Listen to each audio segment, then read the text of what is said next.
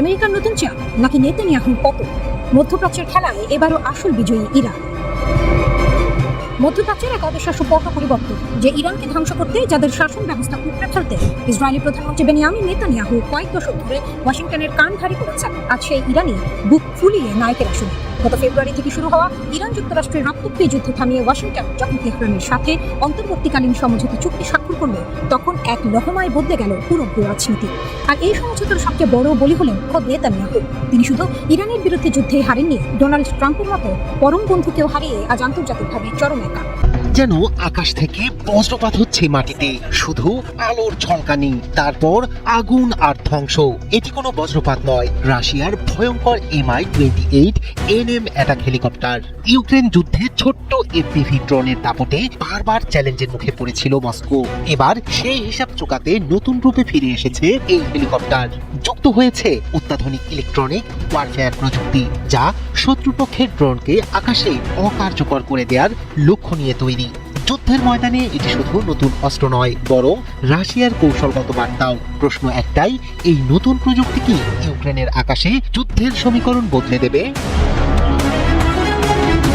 আকাশে এখন শুধু যুদ্ধ বিমান বা ক্ষেপণাস্ত্রের লড়াই নয়, আধিপত্য বিস্তার করছে ছোট্ট FPV বা ফার্স্ট পারসন ভিউ ড্রোন।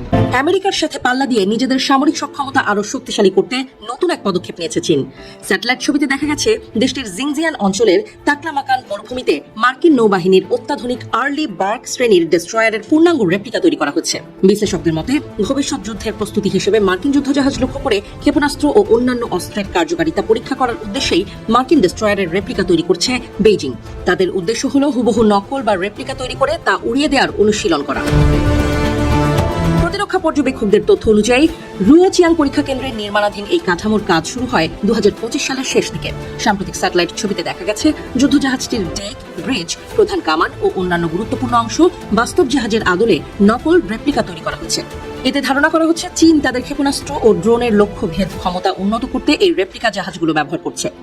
পারমাণবিক বোমা দিয়ে ইসরায়েলকে পৃথিবীর মানচিত্র থেকে মুছে দিতে দাবার বোর্ডে নতুন করে গুটি সাজিয়েছে পাকিস্তান। ইসলামাবাদের এমন হুঁশিয়ারিতে নতুন করে উত্তপ্ত হয়ে উঠেছে মধ্যপ্রাচ্যের ভূ রাজনীতি। ইরানের সংবাদ মাধ্যম হামশাহরের দাবি, ইরান ও আমেরিকার চলমান শান্তি আলোচনা ভণ্ডুল করতে সুইজারল্যান্ডে পাকিস্তানের সেনাপ্রধান জেনারেল আসিম মুনিরকে হত্যার পরিকল্পনা করেছিল ইসরায়েলের গোয়েন্দা সংস্থা মোসাদ। তবে সেই পরিকল্পনার খবর আগেই পেয়ে তেল আবিবকে কঠোর বার্তা দেয় ইসলামাবাদ। শাহবাজ প্রশাসনের দাবি, পাকিস্তানি প্রতিনিধি দলের উপর হামলা হলে তার জবাব হবে ভয়াবহ।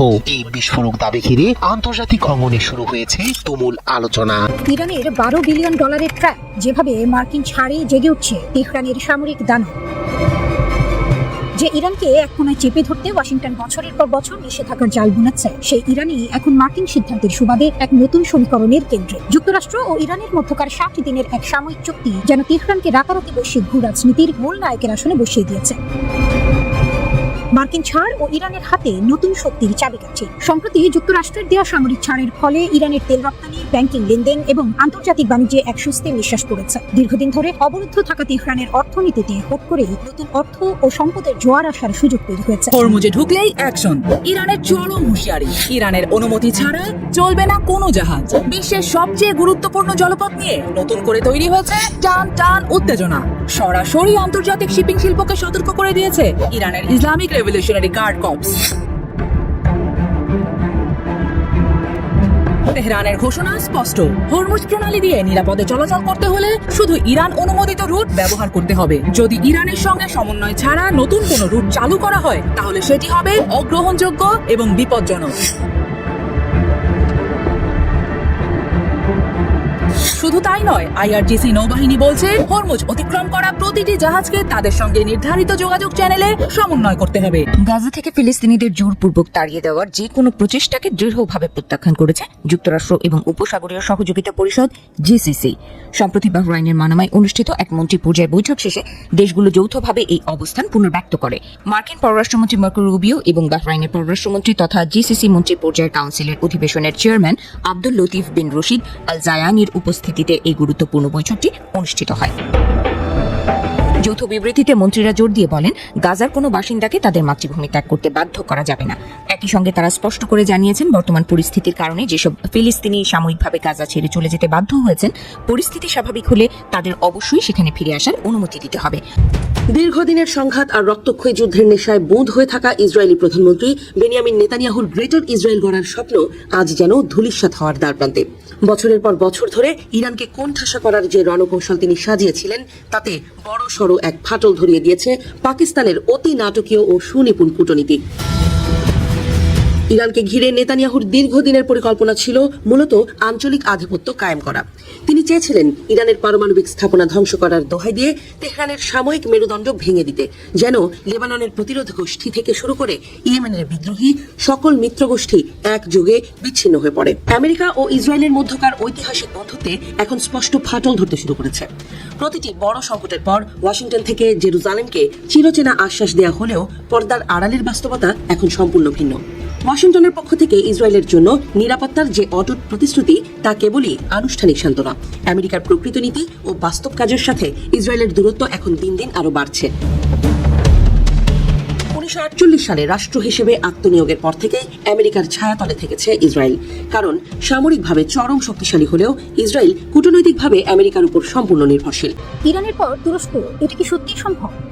মার্চ 2026, ইরান যুদ্ধ তখন তুঙ্গে। ওয়াল স্ট্রিট জার্নালে আমেরিকান সাংবাদিক ব্র্যাডলি মার্টিন লিখলেন একটি নিবন্ধ শিরোনাম, তুরস্ককে ঠেকানো এখন জরুরি। তিনি যুক্তরাষ্ট্র ও ইসরায়েলকে সরাসরি আহ্বান জানালেন তুরস্ককে ঘিরে ধরতে। একই সময়ে আমেরিকান এন্টারপ্রাইজ ইনস্টিটিউটের সিনিয়র ফেলো এবং সাবেক পেন্টাগন কর্মকর্তা মাইকেল রুবিন সরাসরি তুর্কি ভাষায় টুইট করলেন, 2036 সালে আঙ্কারা কি 2026 সালের তেহরানের মতো হবে? তারপর একটা নিবন্ধ লিখলেন, F-16 ধ্বংস করো, ইসরায়েল তুরস্কে প্রি-এম্পটিভ স্ট্রাইক চালাতে পারে। এটা আর একজন বিশ্লেষকের মতামত নয়, একটার পর একটা কণ্ঠ, একটার পর একটা প্রতিষ্ঠান, সবাই একই দিকে আঙুল তুলছে। তুরস্ক কেন হঠাৎ এত বড় হুমকি? ভূ রাজনৈতিক বিশ্লেষক মাহমুদ আল্লুস এই প্রশ্নের উত্তরে 3টি কারণ চিহ্নিত করেছেন। 2011 সালের পর মধ্যপ্রাচ্যে ক্ষমতার পুনর্বিন্যাস হয়েছে। সেই শূন্যতায় তুরস্ক যে গতিতে আঞ্চলিক প্রভাব বিস্তার করছে, সিরিয়া, লিবিয়া, সোমালিয়া, কাতার, সেটা ইসরায়েলকে সরাসরি কৌশলগত চ্যালেঞ্জে ফেলছে।